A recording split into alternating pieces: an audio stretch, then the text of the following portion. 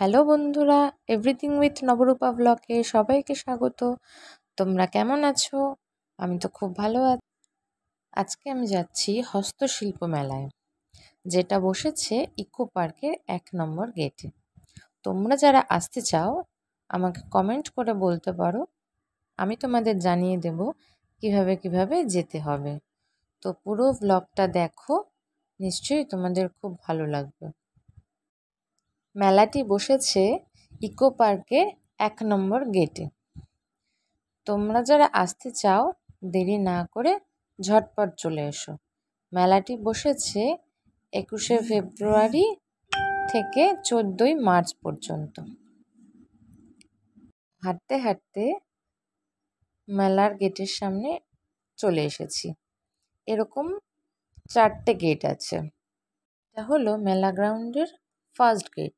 বাঁদিকে একটা স্টেজ করা হয়েছে সাংস্কৃতিক অনুষ্ঠানের জন্য।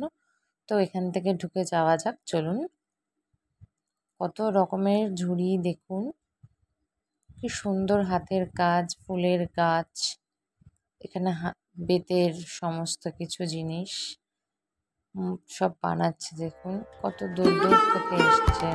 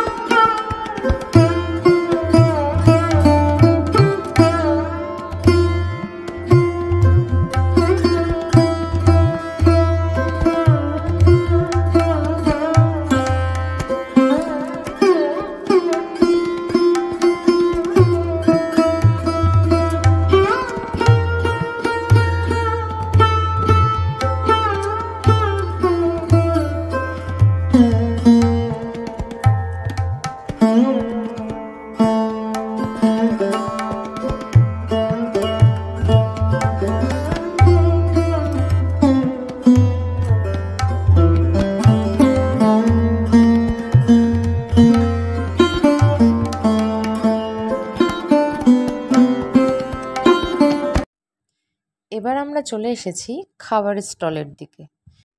কত রকমের মাছের আইটেম, ওফ, জাস্ট ভোলা যাবে না। একবার খেলে মন ভরে যাবে। চলুন তাহলে দেখতে থাকা যাক সবকিছু।